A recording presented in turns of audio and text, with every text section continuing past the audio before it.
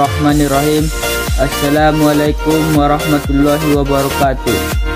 Pertama-tama marilah kita mengucapkan puji dan syukur terhadap kehadirat Allah Subhanahu wa taala yang mana telah memberi kita nikmat kesehatan dan kesempatan. Salawat dan salam kita liahkan terhadap Nabi besar Muhammad sallallahu alaihi wasallam.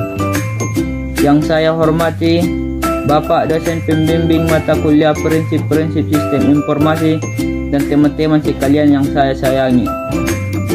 Pada kesempatan kali ini, kami akan membahas tentang sistem otomatisasi kantor atau OA. Sebelum saya memulai materi, saya akan memperkenalkan anggota kelompok 8. Yang pertama yaitu saya sendiri, Imam Fadli Nasution, dengan NIM 0702213081. Dan saya Onki Fatur Rahman dengan NIM 0702213086. Saya Rizky Ayumi Janti dengan NIM 0702213118. Sistem otomatisasi kantor.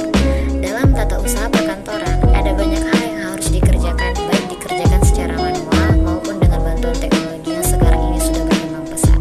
Untuk meningkatkan efisiensi di berbagai bidang, maka sistem otomatisasi kantor tentu akan sangat dibutuhkan.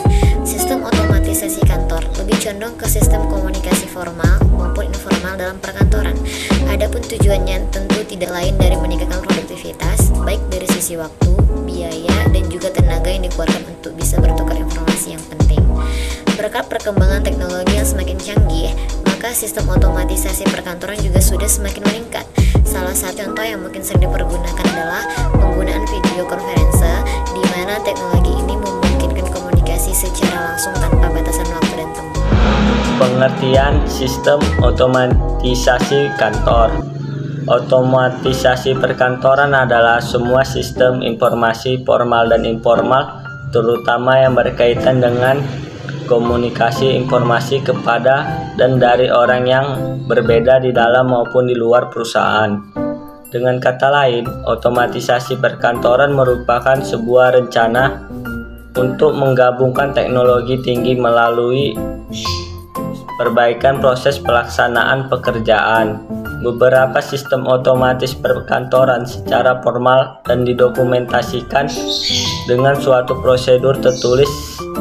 Sistem formal ini diterapkan di seluruh perusahaan untuk memenuhi kebutuhan organisasi, mirip dengan sistem informasi manajemen. Namun sebagian besar sistem otomatisasi perkantoran tidak direncanakan atau diuraikan secara tertulis. Sistem informal ini diterapkan saat diperlukan oleh perorangan untuk memenuhi keperluannya sendiri.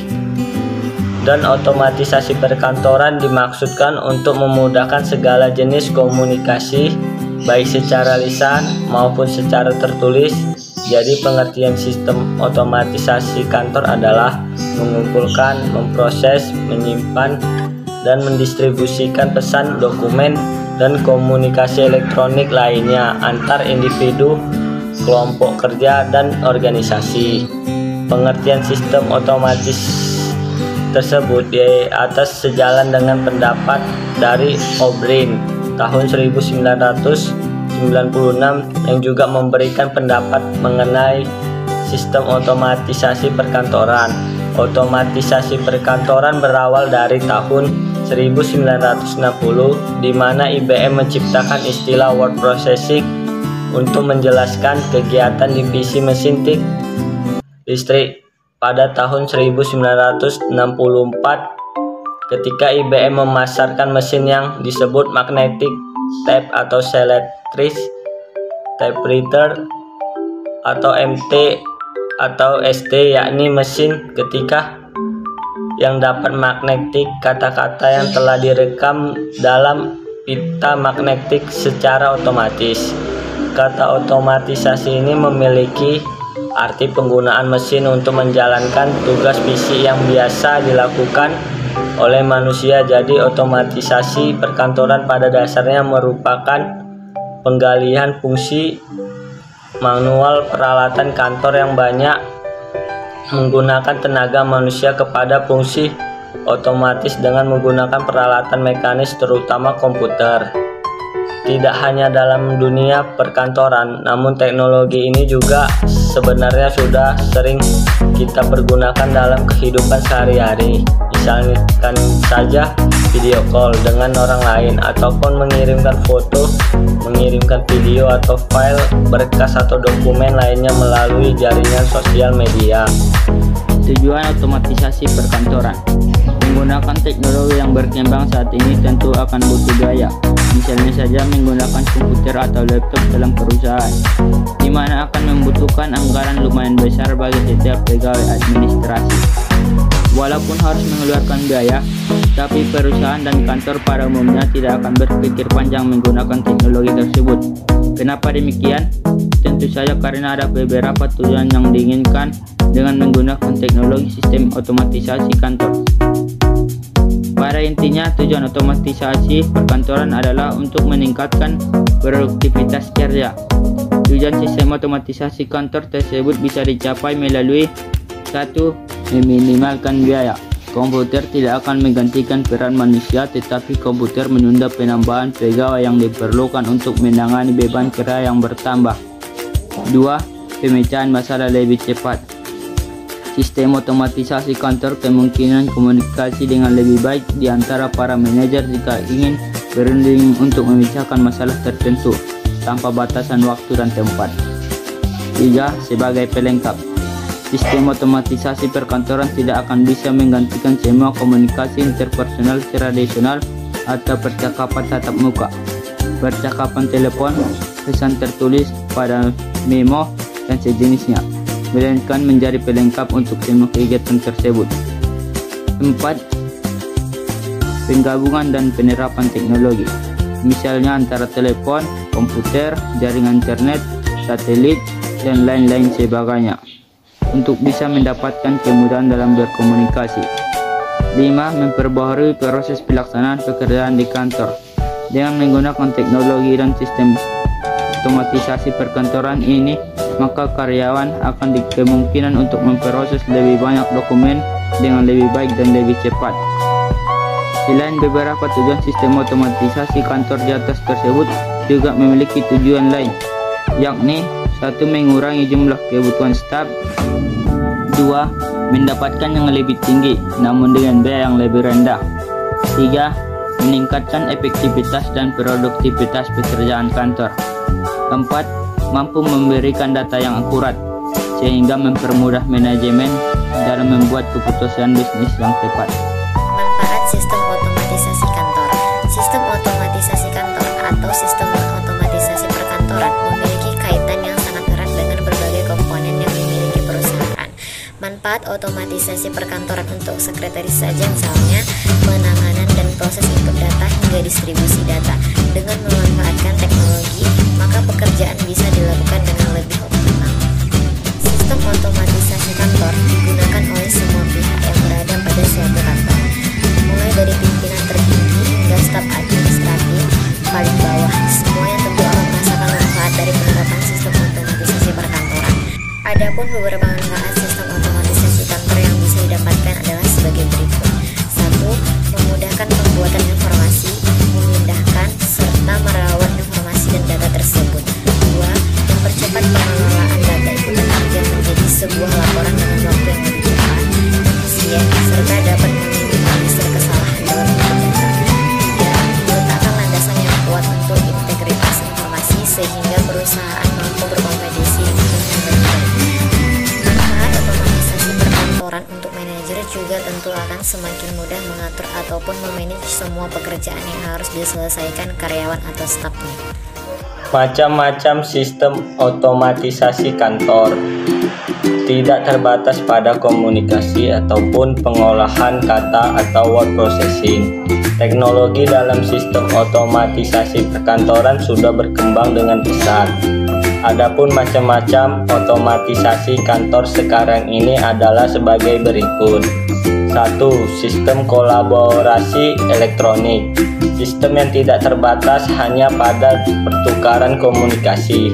tetapi juga bagaimana informasi digunakan untuk bekerja.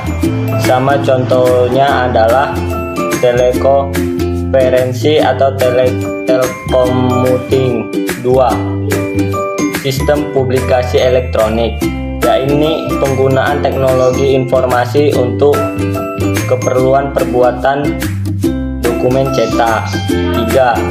Sistem pengolahan image atau elektronik merupakan sistem penyimpanan data yang membentuk basis data dan image atau image database yang nantinya dapat diakses dan diproses kembali. 4.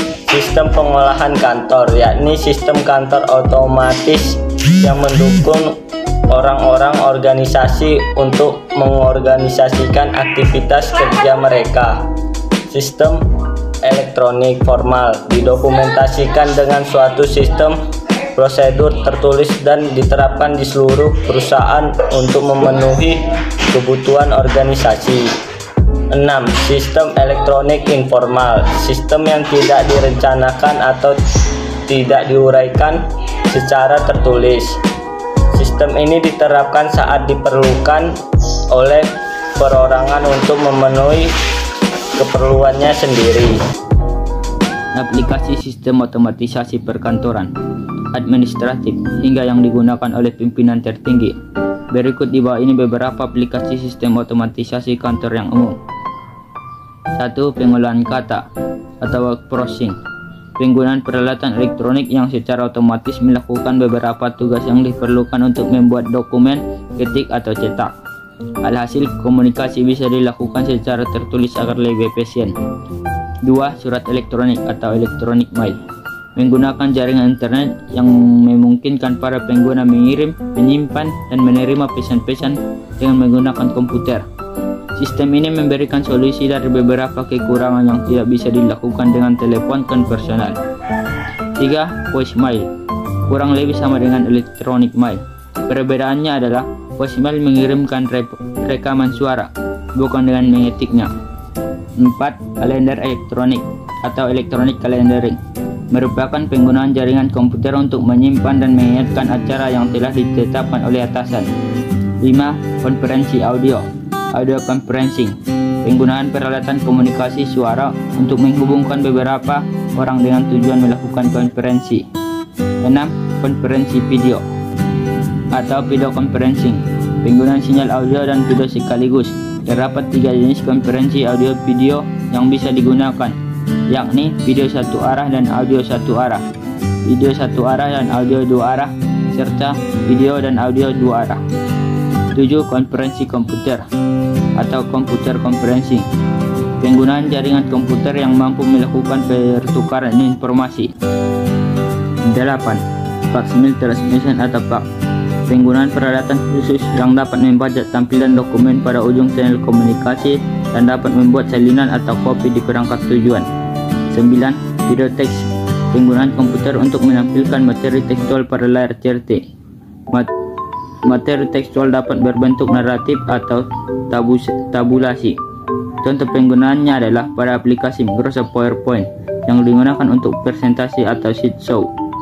10. Image storage dan retrieval. Penyimpanan dokumen dengan volume yang besar. Dalam hal ini bisa menggunakan microform yang berupa microfilm dan microfiche yang mampu mengurangi kebutuhan ruang penyimpanan oleh dokumen kertas hingga 97%.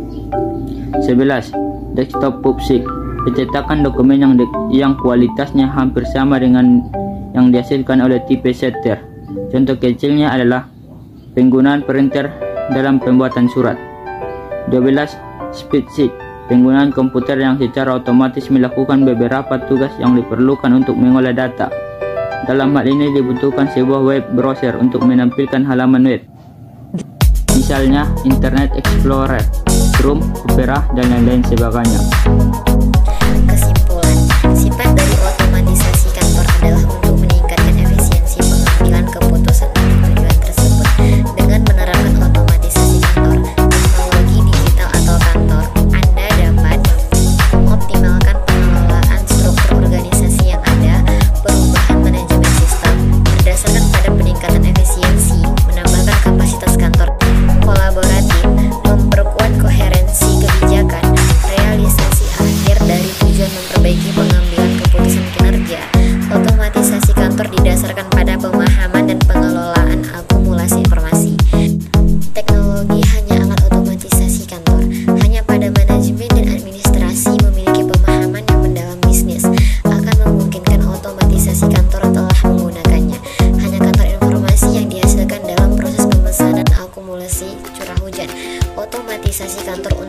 bekerja. Apakah jiwa perangkat lunak otomatisasi kantor hardware? Otomatisasi kantor adalah untuk mencapai perlindungan lingkungan.